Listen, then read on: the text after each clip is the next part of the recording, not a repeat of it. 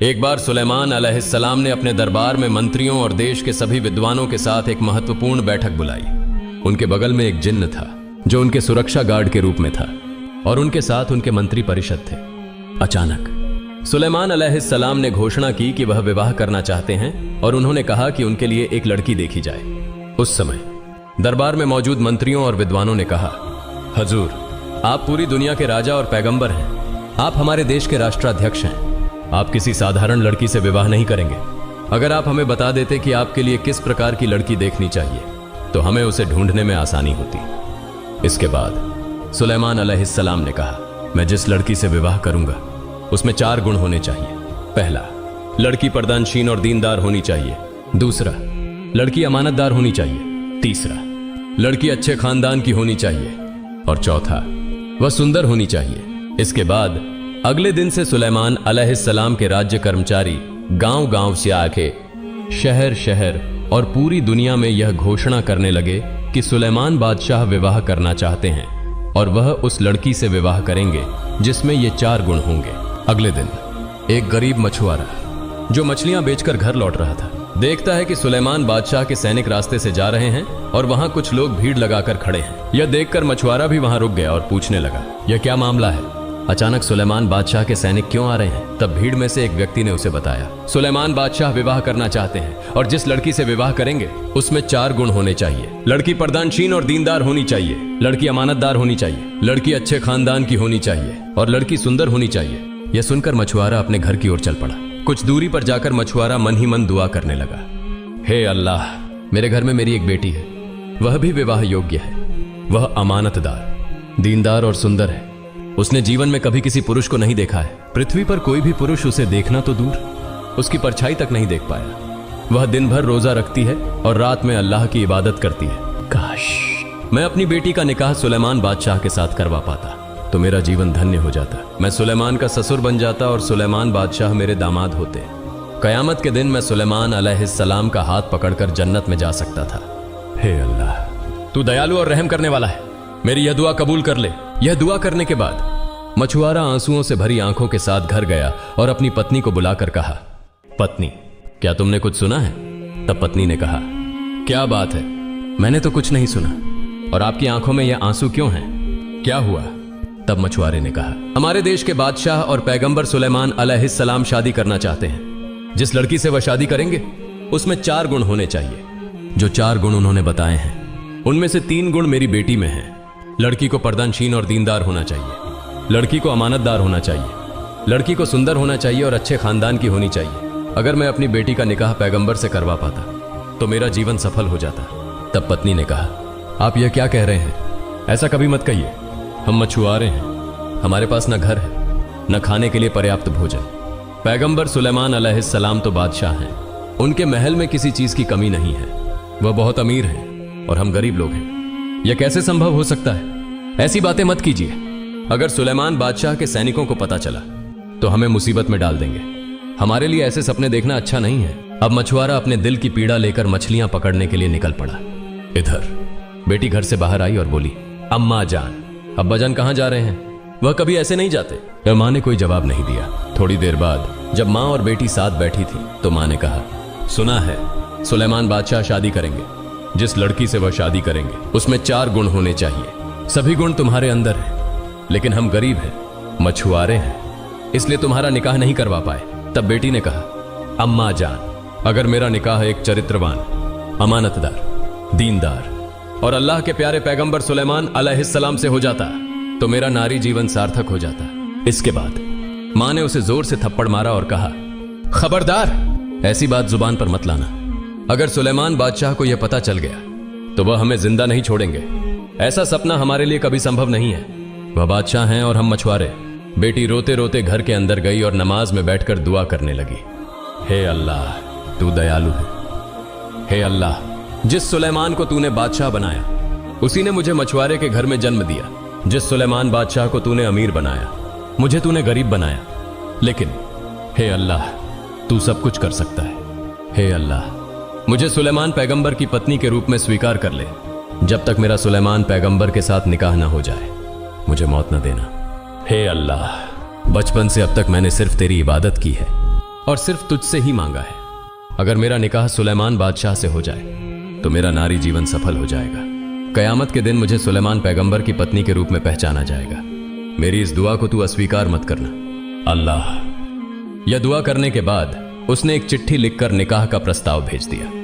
उधर एक शैतानी जिन्न बहुत समय से इंतजार कर रहा था कि कैसे वह सुलेमान अलैहिस्सलाम के हाथ की मोजिजा अंगूठी हासिल कर सके, क्योंकि इस अंगूठी की वजह से इंसान, जिन्न, जानवर, पक्षी, यहां तक कि हवा भी उनके अधीन थी। अगर यह जिन्न उस मोजिजा अंगूठी को हासिल कर लेता तो पूरी दुनिया उसके अधीन हो जाती। उसकी इच्छा थी कि वह सुलेमान अलैहिस्सलाम को हटाकर खुद सुलेमान के सिंहासन पर बैठे और दुनिया पर हुकूमत करे। वह जिन्न उसी दिन का इंतजार कर रहा था जब वह राज्य का मुखिया बनेगा। कुछ महीनों बाद सुलेमान अलैहिस्सलाम ने फिर से एक महत्वपूर्ण बैठक का आयोजन किया। सुलेमान अलैहिस्सलाम ने कहा, मुझे सब इतने निराश क्यों दिखाई दे रहे हैं, और क्या विवाह के लिए योग्य लड़की मिल गई है? तब एक मंत्री ने कहा, हजूर, आपकी शर्तों के अनुसार हमें कोई योग्य लड़की नहीं मिली, लेकिन एक लड़की है जिसने आपको विवाह का प्रस्ताव भेजा है, जिसे सुनकर आप क्रोधित हो सकते हैं। सुलेमान अलैहिस्सलाम ने कहा, ऐसा कौन सा पत्र है, उसे पेश करो। तब एक और मंत्री ने कहा, हजूर, एक मछुआरे की बेटी है जिसने आपको निकाह के लिए पत्र लिखा है। उसने यह भी लिखा है कि उसे आपकी संपत्ति में कोई लालच नहीं है, वह सिर्फ आपसे विवाह करना चाहती है। मंत्रियों में से एक और ने कहा, हजूर, यह कभी संभव नहीं है। एक मछुआरे की बेटी होने के बावजूद वह सुलेमान बादशाह से निकाह करना चाहती है। यह सुनकर सुलेमान अलैहिस्सलाम ने बिना सोचे समझे उस पत्र को फाड़ दिया। फिर अल्लाह रब्बुल आलमीन के एक फरिश्ते ने कहा, हे अल्लाह, आपके पैगंबर सुलेमान ने उस मछुआरे की बेटी के पत्र को बिना सोचे समझे सिर्फ इसलिए फाड़ दिया क्योंकि वह गरीब थी। तब अल्लाह रब्बुल आलमीन ने कहा, सुलेमान अलैहिस्सलाम की परीक्षा शुरू होगी। उधर जब मछुआरे की बेटी को यह खबर मिली कि सुलेमान बादशाह ने उसका पत्र फाड़ दिया है तो वह बहुत दुखी हो गई। उसने गहरे दुख के साथ नमाज पढ़ी और दुआ करने लगी, हे अल्लाह, तू महान है, तू सब कुछ कर सकता है। मैं एक मछुआरे की बेटी हूं और सिर्फ इस वजह से सुलेमान बादशाह ने मेरे प्रस्ताव को ठुकरा दिया है। हे अल्लाह, मैं सिर्फ तेरी ही इबादत करती हूं और तुझसे ही दुआ मांगती हूं। हे अल्लाह, मुझे अमीर बना और सुलेमान बादशाह के साथ निकाह करवा, या फिर सुलेमान बादशाह को मेरे जैसा गरीब बना और उनसे मेरा निकाह करवा।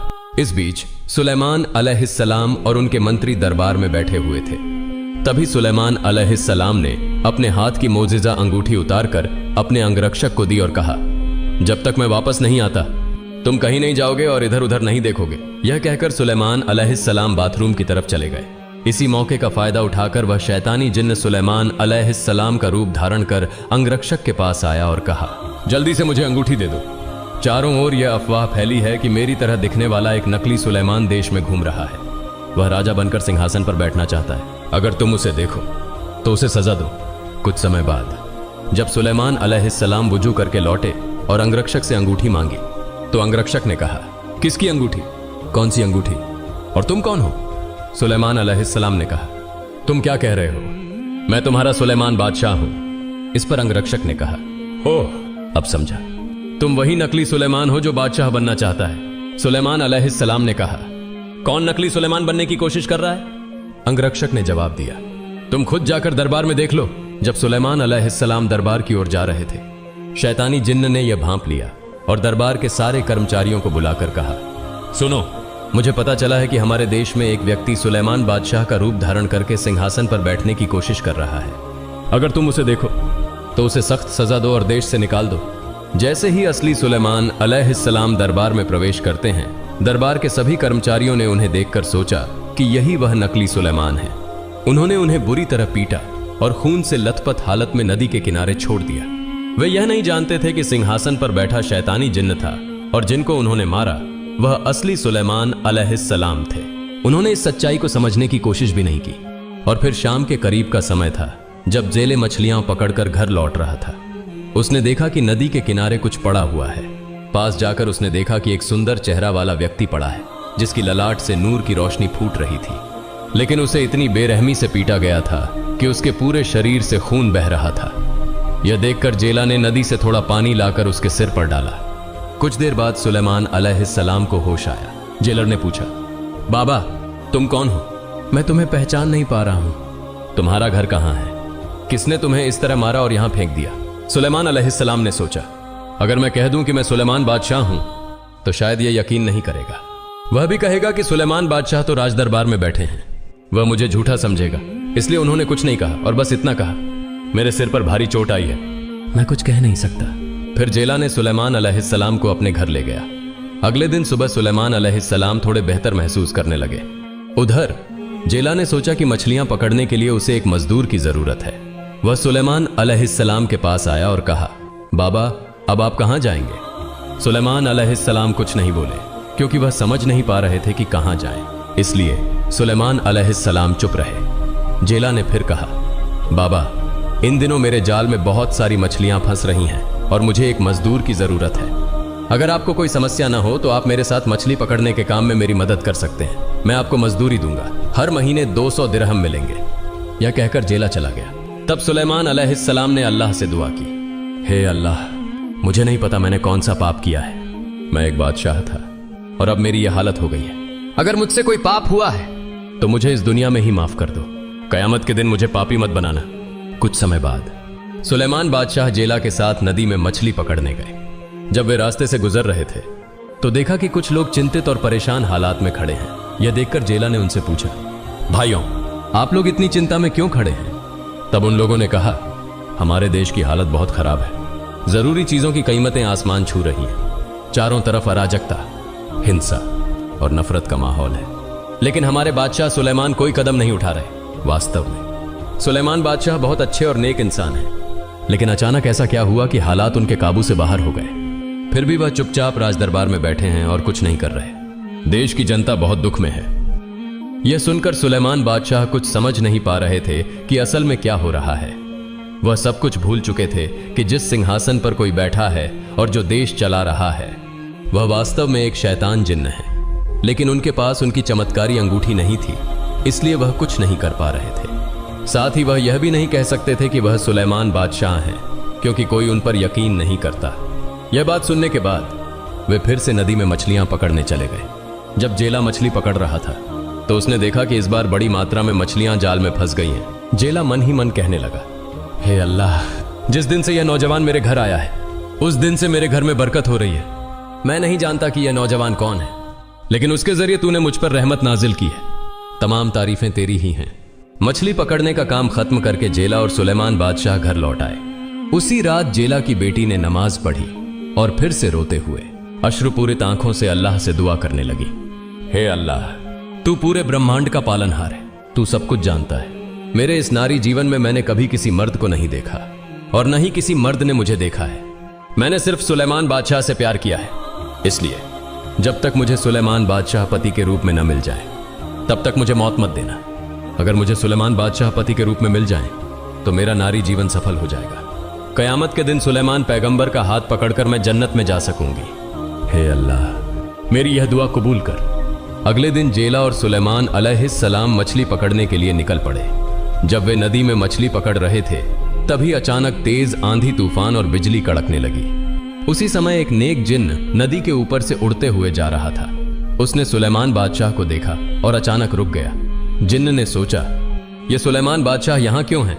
उन्हें तो राज दरबार में होना चाहिए, फिर वहां कौन बैठा है? यह सोचते हुए जिन्न बिना कुछ कहे सीधे राज दरबार की ओर चला गया ताकि स्थिति को समझ सके। राज दरबार पहुंचते ही जिन्न को सारा मामला समझ आ गया। सिंहासन पर शैतान जिन्न बैठा था, जिसने सुलेमान बादशाह का रूप धारण कर उनकी शक्ति छीन ली थी। उसने सुलेमान बादशाह की चमत्कारी अंगूठी पहन रखी थी, जिसकी वजह से पूरी दुनिया उसकी गुलाम थी। यह देखकर नेक जिन्न ने शैतान जिन्न का पीछा करना शुरू कर दिया। उधर जब जेला और सुलेमान बादशाह मछली पकड़कर नदी के किनारे लौट रहे थे तभी नेक जिन्न शैतान जिन्न का पीछा करते हुए नदी के ऊपर से गुजरा।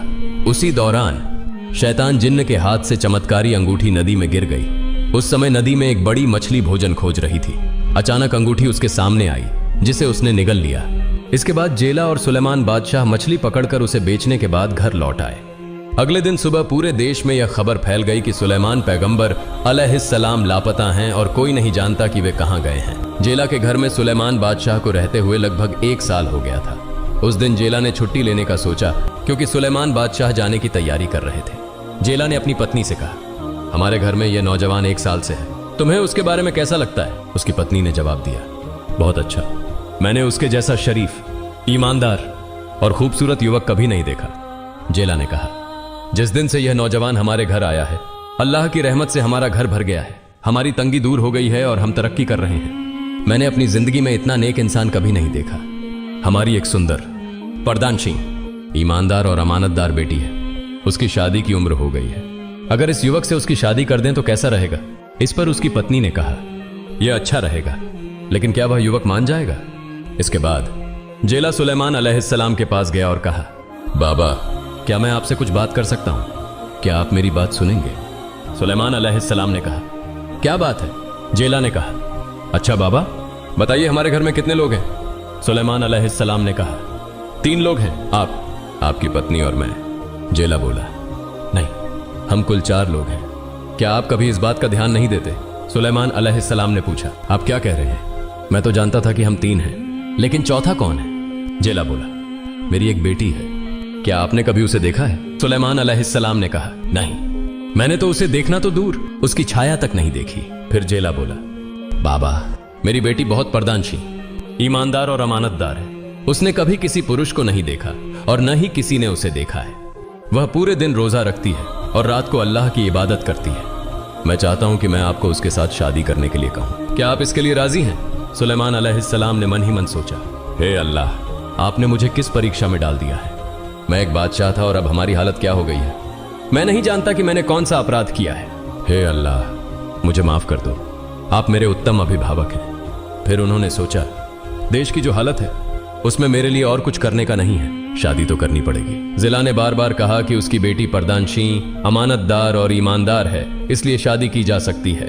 अंततः सुलेमान अलैहिस्सलाम शादी के लिए राजी हो गए। इसके बाद जेला ने शादी के कपड़े खरीदने के लिए 100 दिरहम दिए और कहा, बाबा, जाइए बाजार से सभी सामान खरीद कर लीजिए। बाजार से कपड़े खरीदने के बाद उसी दिन उनकी शादी पूरी हो गई।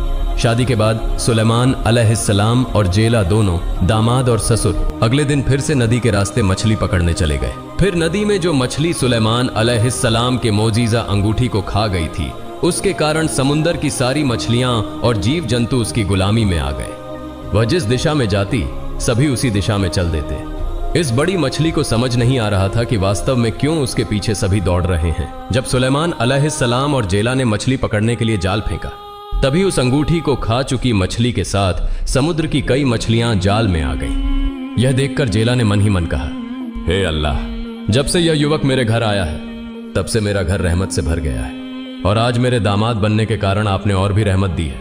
मैं नहीं जानता कि यह युवक कौन है। मैंने अपनी जिंदगी में इतनी मछलियां कभी नहीं पकड़ी। अल्लाह, सभी प्रशंसा तुम्हारी है। फिर जेला ने सारी मछलियां बेच दी, केवल उस मछली को घर ले आया जो अंगूठी खा चुकी थी, क्योंकि वह अतिरिक्त बड़ी थी और वह अपने दामाद को खिलाने के लिए उसे घर लाया। लेकिन किसी को नहीं पता था कि वास्तव में उस मछली के पेट में सुलेमान अलैहिस्सलाम की मोजीजा अंगूठी है। घर जाकर जेला ने अपनी बेटी को बुलाया और कहा, बेटा, इस मछली को अच्छे से पका दो, क्योंकि आज तुम्हारी शादी संपन्न हुई है, इसलिए तुम अपने हाथों से इसे पकाकर अपने पति को खिलाओ। यह कहकर वह वहां से चला गया। इसके बाद जेला की बेटी जब मछली काटने लगी तो उसने देखा कि मछली के पेट के अंदर एक अंगूठी है। वह अंगूठी पूरी तरह से अलग दिख रही थी, जो सामान्य कोई अंगूठी नहीं थी।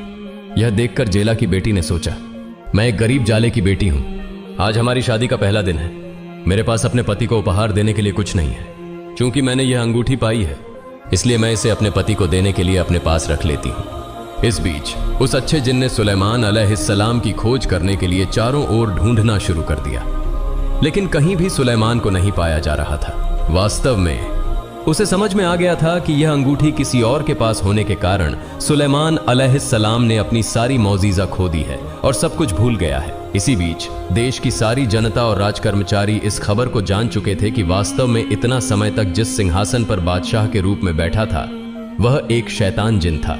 फिर सुलेमान अलैहिस्सलाम को पाने के लिए सभी बेचैन हो गए। फिर सुलेमान अलैहिस्सलाम घर में प्रवेश करते हैं, सलाम करके अपनी पत्नी से कहते हैं, आज से हम दोनों पति पत्नी हैं। हम कभी किसी को नहीं जानते और न ही देखा है। अल्लाह की रहमत से हम दोनों शादी के बंधन में बंध चुके हैं। लेकिन मेरे कुछ सवाल हैं, क्या तुम सवालों का जवाब दोगी? तब जेला की बेटी ने कहा, आप मेरे पति हैं, आपकी सेवा करना मेरा एकमात्र कर्तव्य है। निश्चित रूप से मैं आपके सवालों का जवाब दूंगी। फिर सुलेमान अलैहिस्सलाम ने कहा, बताओ, क्या तुमने कभी किसी के साथ प्यार किया है?